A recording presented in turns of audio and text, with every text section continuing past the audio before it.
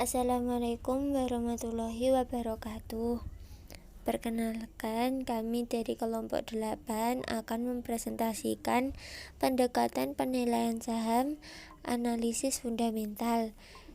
Nama kelompok kami pertama Lulu Anggraini 007, Diah Ayu Anggun 010, Evi Septio 011, Khairunisa 014, dan Ratna Puspitasari 046. Analisis fundamental merupakan proses untuk mengidentifikasi apakah sekuritas berada di bawah atau di atas harga yang seharusnya atau harga normal pada suatu waktu tertentu. Dalam upaya untuk mendapatkan return yang tinggi, analisis fundamental ini mengungkapkan bahwa situasi khusus dengan menggunakan berbagai teknik penilaian. Analisis fundamental ini menyatakan bahwa saham memiliki nilai intrinsik tertentu. Dalam analisis ini juga digunakan untuk membandingkan antara nilai intrinsik suatu saham dengan harga pasarnya guna menentukan apakah harga saham sudah mencerminkan nilai intrinsiknya atau belum. Analisis fundamental juga digunakan untuk memilih saham yang terbaik. Ada beberapa pengertian dalam melakukan analisis fundamental. Yang pertama, analisis fundamental berarti salah satu jenis analisa investasi yang dilakukan investor dengan memperhatikan laporan keuangan dan fundamental perusahaan. Yang kedua, analisis fundamental berarti analisis yang bertujuan untuk menilai kesehatan suatu perusahaan. Kemudian yang terakhir, analisis fundamental berarti analisis yang melibatkan penggunaan laporan keuangan saat ini dan masa lalu dalam hubungannya dengan data industri dan data ekonomi untuk menentukan nilai intrinsik perusahaan dan mengidentifikasi efek kesalahan harga.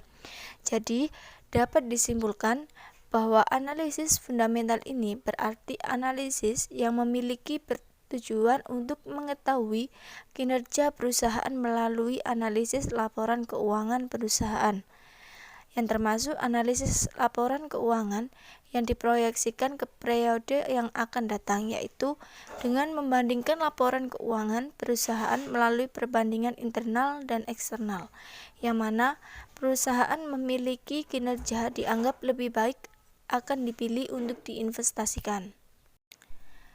Selanjutnya, laporan keuangan. Laporan keuangan atau financial statement suatu perusahaan merupakan gambaran yang menjelaskan tentang kondisi keuangan suatu perusahaan.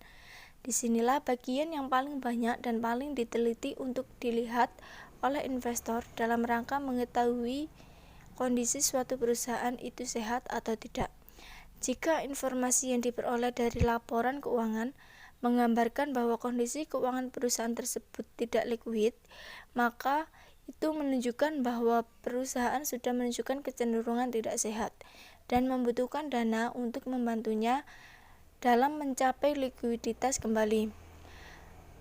Analisis laporan keuangan penting dilakukan untuk mengetahui kekuatan dan kelemahan suatu perusahaan. Salah satu cara untuk memperoleh informasi yang bermanfaat dari laporan keuangan perusahaan adalah dengan melakukan analisis rasio keuangan. Rasio keuangan di sini didesain untuk memperlihatkan hubungan antara item-item pada laporan keuangan. Terdapat beberapa rasio keuangan dalam melakukan analisis fundamental perusahaan konstruksi.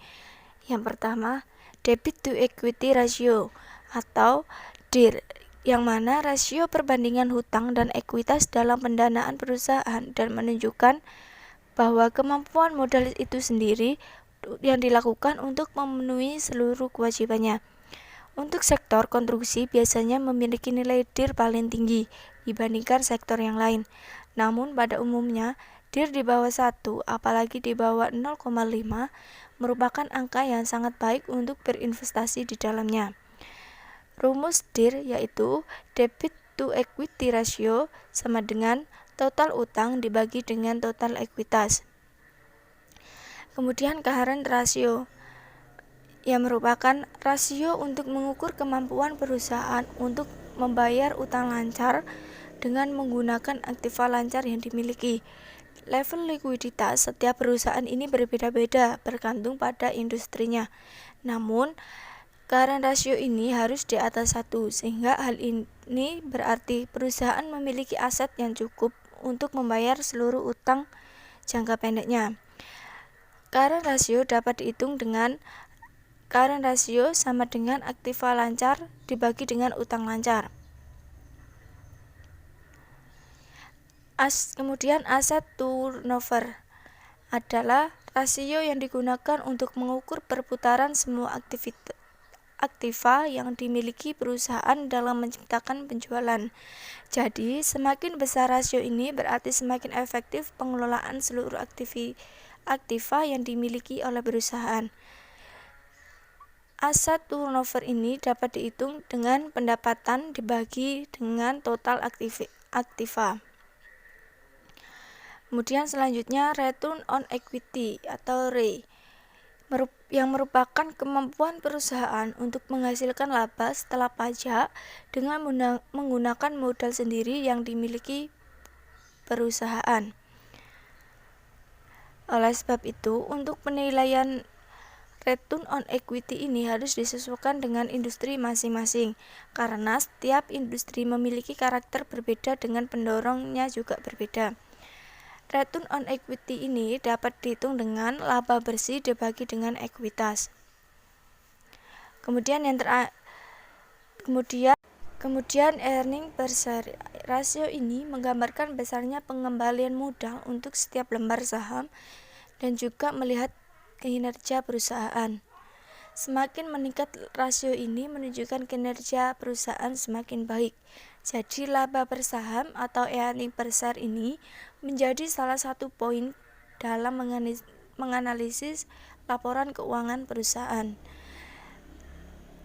Earning per share ini dapat dihitung dengan laba bersih dibagi dengan jumlah saham yang beredar. Kemudian yang terakhir, dividend payout ratio. Rasio ini menggambarkan besarnya dividen yang akan dibayarkan perusahaan kepada investor dari earning yang diperoleh perusahaan. Dividen per share ini dapat dihitung dengan dividen per share dibagi dengan earning per share. Materi selanjutnya adalah stock valuation atau penilaian saham. Dalam stock valuation dibagi menjadi dua metode. Yang pertama, metode price earning ratio. Yang kedua, metode valuasi price to book value. Yang pertama, metode price earning ratio. Dalam pendekatan price earning ratio, mengidentifikasi besarnya rupiah yang dibayarkan investor untuk memperoleh 1 rupiah earning perusahaan. Dengan kata lain, price earning ratio menggambarkan rasio atau perbandingan antara harga saham terhadap earning perusahaan. Menurut Henry, price earning ratio merupakan salah satu rasio yang lazim dipakai untuk mengukur harga saham. Setiap lembar saham biasa dengan laba per lembar saham. Perhitungan ini dilakukan dengan membagi harga saham di bursa dengan laba bersih per saham. Metode yang kedua yaitu metode valuasi price to book value. Price to book value merupakan metode penilaian saham yang berdasarkan pada book value suatu saham. Book value adalah nilai buku yang diperoleh dari total ekuitas dibagi dengan jumlah lembar saham beredar. Sementara Syamsuddin menjelaskan, pengertian price to book value adalah rasio yang menggambarkan seberapa besar pasar menghargai nilai BU saham suatu perusahaan. Semakin tinggi PBF, maka menunjukkan semakin besar kepercayaan pasar terhadap prospek perusahaan tersebut. Untuk perusahaan yang berjalan baik, umumnya rasio ini mencapai di atas 1, yang menunjukkan nilai pasar saham lebih besar dari nilai bukunya. Yang selanjutnya yaitu pendekatan nilai sekarang. Pendekatan nilai sekarang nilai suatu saham diestimasikan dengan cara mengkapitalisasi pendapatan. Oleh sebab itu, disebut capitalization income method. Nilai sekarang suatu saham adalah sama dengan nilai sekarang dari arus kas di masa mendatang yang investor harapkan diterima dari investasi saham tersebut. Dalam pendekatan ini, perhitungan nilai saham dilakukan dengan menghitung nilai sekarang. Semua aliran kas saham yang diharapkan di masa datang dengan tingkat diskonto sebesar tingkat return yang diisyaratkan investor. Dalam hal ini, nilai intrinsik atau nilai teoritis suatu saham nantinya akan sama dengan nilai diskonto. Semua aliran kas yang akan diterima investor pada masa yang akan datang. Dengan demikian, proses penilaian suatu saham akan meliputi yang pertama, estimasi aliran kas saham di masa depan. Hal ini dilakukan dengan menentukan jumlah dan waktu aliran kas yang diharapkan. Yang kedua, estimasi tingkat return yang disyaratkan. Estimasi ini dibuat dengan mempertimbangkan risiko aliran kas di masa depan dan besarnya return dari alternatif investasi lain akibat pemulihan investasi pada saham, atau bisa disebut juga sebagai biaya kesempatan. Tingkat return yang diharapkan dari setiap aliran kas bisa bersifat konstan sepanjang waktu atau berubah-ubah.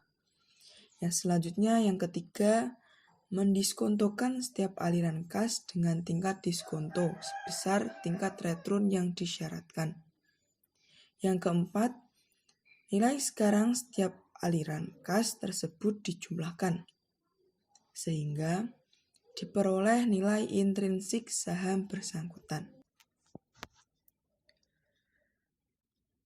Aliran dividen yang diterima investor merupakan aliran dividen yang tidak terbatas dan bersifat konstan.